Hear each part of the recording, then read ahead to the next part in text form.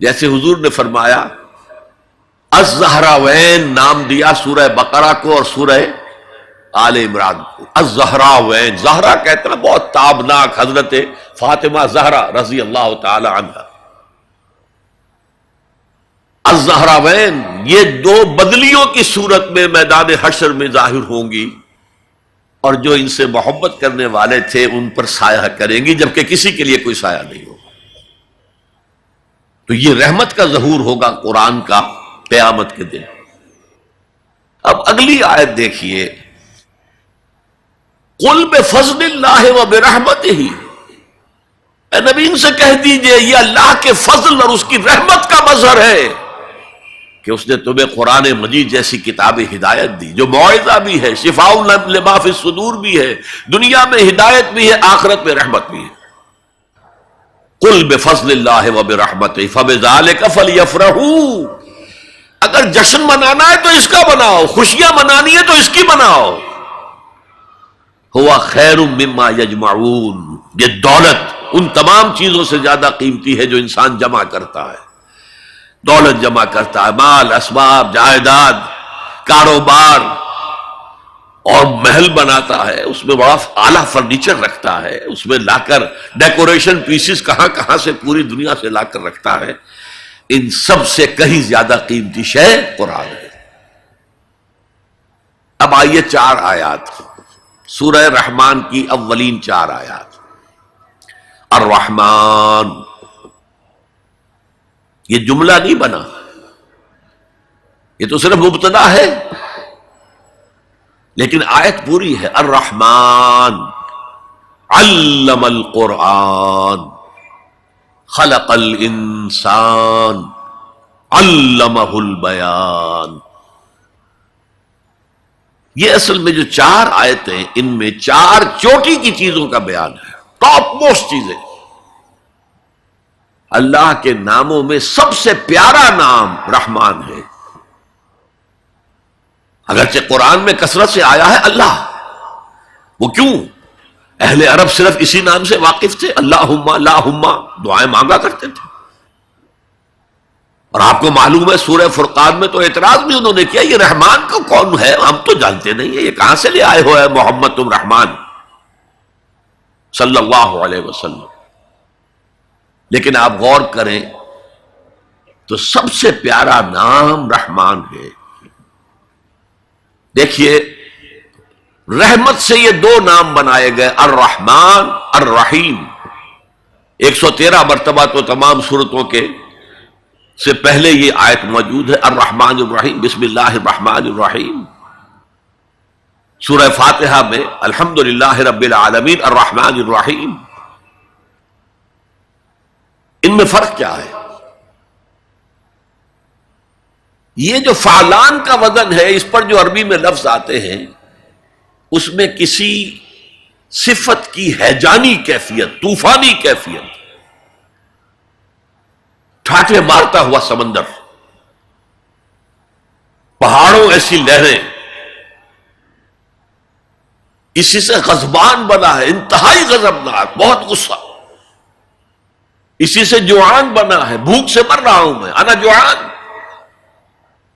اسی سے عطشان بنا ہے، میں پیاسا مر رہا ہوں. اللہ کا لفظ، اللہ کا نام رحمان ظاہر کر رہا اللہ کی رحمت ٹھاٹھے مارتے ہوئے سمندر کی طرح ہے. اور رحیم فعیل کے وزن پر ہے، جس میں دوام ہوتا ہے، تسلسل ہوتا ہے. تو اللہ کی رحمت جہاں ٹھاٹھے مارتے ہوئے سمندر کی طرح ہے، ساتھ ہی وہ آہستگی کے ساتھ مسلسل بہنے والے دریا کے مانند بھی ہے، تسلسل کے ساتھ. اب ان دونوں کا ریلیشن اگر میں آپ کو ایک مثال سے سمجھاؤں، اگر کہیں کسی بس کا ایکسیڈنٹ ہو جائے اور آپ دیکھیں کہ کوئی عورت جو ہے مردہ ہو گئی ہے اور کوئی شیر خوار بچہ اس کی چھاتی سے چمٹا ہوا، اسے کیا پتا میری ماں مر گئی، اور کوئی آئیڈینٹیفیکیشن نہیں ہو رہی، کچھ پتا نہیں ہے یہ کون خاتون تھی، کہاں سے آئی تھی، کچھ نہیں پتا. آپ بتائیے اس وقت کون سا انسان ہوگا جس کے دل میں رحمت کا دریا جوش نہ مار جائے، اس بچے کی سرپرستی میں کر لوں، یہ انسان کی فطرت ہے. لیکن جب وہ گھر لے جائے گا تو ہو سکتا ہے کچھ دن کے بعد وہ محسوس کرے کہ میں نے خامخواہ کو یہ بوجھ اپنے اوپر لے لیا ہے، میرے تو اپنے بچے بہت تھے. گویا کہ جوش تو آیا، دوام اس میں نہیں ہے. اللہ کی رحمت ٹھاٹھے مارتے ہوئے سمندر کی طرح بھی ہے اور اس میں دوام ہے، دریاؤں کا سا دوام، تسلسل سے بہنے والا. اور سب سے پیارا میں کیوں کہہ رہا ہوں یہ نام، ہمیں سب سے بڑی ضرورت رحمت کی ہے. دیکھیے اللہ رازق ہے، اللہ رازق ہے، ہمیں رزق دیتا تاکہ ہم زندہ رہیں. اور اس نے ہمیں زندگی اس لیے دی ہے لِيَبْلُوَكُمْ أَيُّكُمْ أَحْسَنُ عَمَلًا، تاکہ تمہارا امتحان لے. تو رزق دینا اس کی ضرورت ہے، میری ضرورت نہیں ہے. مجھے زندہ رکھنا چاہتا ہے تاکہ وہ امتحان میں دوں تو وہ رزق دے گا مجھے. لیکن رحمت کون سی چیز ہے؟ میں حدیث آپ کو سناتا ہوں. ایک دفعہ آپ نے فرمایا کوئی انسان محض اپنے عمل کی بنیاد پر جنت میں داخل نہیں ہو سکے گا جب تک کہ رحمت خداوندی دستگیری نہ کرے. اسی صحابی رضی اللہ تعالی عنہ نے بڑی ہمت سے، جرأت سے، بلکہ ہم کہہ سکتے جسارت سے کام لیا کہ پوچھ لیا حضور کیا آپ بھی؟ فرمایا ہاں میں بھی، الا یتغمدنی ربی برحمتہ، میں بھی داخل نہیں ہو سکوں گا جنت میں جب تک کہ میرا رب مجھے ڈھانپ نہ لے اپنی رحمت سے.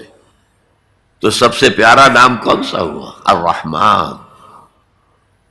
اب آئیے اگلی آیت، علم القرآن، اس نے قرآن کی تعلیم دی.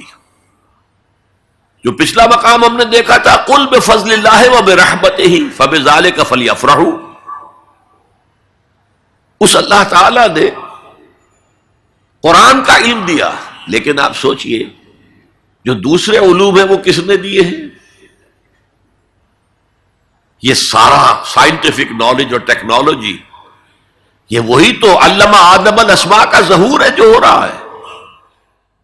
پوٹینشلی یہ سارا مادی علم حضرت آدم کی شخصیت میں ودیت کر دیا گیا تھا. پوٹینشلی جیسے آم کی گٹھلی میں پورا آم کا درخت ہے.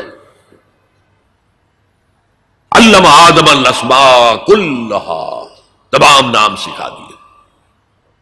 اور ساتھ ہی وہ ایپریٹس دے دیا جس سے کہ یہ علم جو پوٹینشل تھا یہ ایکسفولیٹ ہو سکے، یہ کھلے.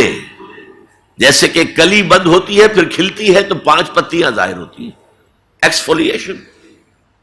وہ ایپریٹس کیا ہے؟ ان السمع والبصر والفؤاد کل اولئک کان عنہ مسئولا. کانوں سے سنو، آنکھوں سے دیکھو، اس دماغ میں سینس ڈیٹا فیڈ کرو، پروسیس کرو، نتیجہ نکالو، میموری کے حوالے کر دو. اور سوچو اور دیکھو اور مشاہدہ کرو، نتائج اس سے نکالو، پچھلی میموری سے اس کو ٹیلی کرو، کوئی نئی چیز مل گئی ہے تو اس کو بھی سٹور کر لو. یہی ہے نا. میں مثال دیا کرتا ہوں کہ کسی شخص نے ہمارے آباء و اجداد میں سے کوئی 1000ویں پیڑھی ہماری ہوگی، ابھی تک انسان کسی سورس آف انرجی سے واقف نہیں تھا. پھل کھاتا تھا یا گوشت کچا کھاتا تھا. کسی شخص نے دیکھا کہ اوپر سے ایک چٹان گری اور نیچے بھی چٹان تھی تو آگ کا شعلہ برآمد ہو گیا. اوہو یہ کیا ہے؟ اب اس نے ویریفائی کرنے کے لیے 2 پتھر لیے، ٹکرائے، شعلہ پیدا ہو گئے، آگ ایجاد ہو گئی. The most primary source of energy. اس سے آگے کسی نے دیکھا کہ ہانڈی چڑھی ہوئی ہے چولہے کے اوپر اور ڈھکنا اس کا ہلا، اسے کون ہلا رہا ہے؟ کوئی جن ہے، بھوت ہے، کون ہے؟ بعد میں معلوم نہیں، یہ سٹیم ہے، سٹیم میں طاقت ہے. سٹیم انجن ایجاد ہو گئے، چل پڑی گاڑیاں. فرنٹیئر میل آتا تھا پشاور سے اور بمبئی تک، چلا رہا ہے اسی سٹیم انجن سے. تو یہ علم ہمارا تدریجاً آگے بڑھا، لیکن یہ دیا ہوا اللہ کا ہے. لیکن تمام علوم میں چوٹی کا علم قرآن کا علم ہے. میں کہہ رہا تھا نا، ان چار چیزوں میں چار چوٹی کی چیزیں. اللہ کے ناموں میں سب سے پیارا نام رحمان، جو علم اس نے دیا تمام مخلوقات میں، اس میں چوٹی کا علم جو ہے وہ قرآن کا علم ہے.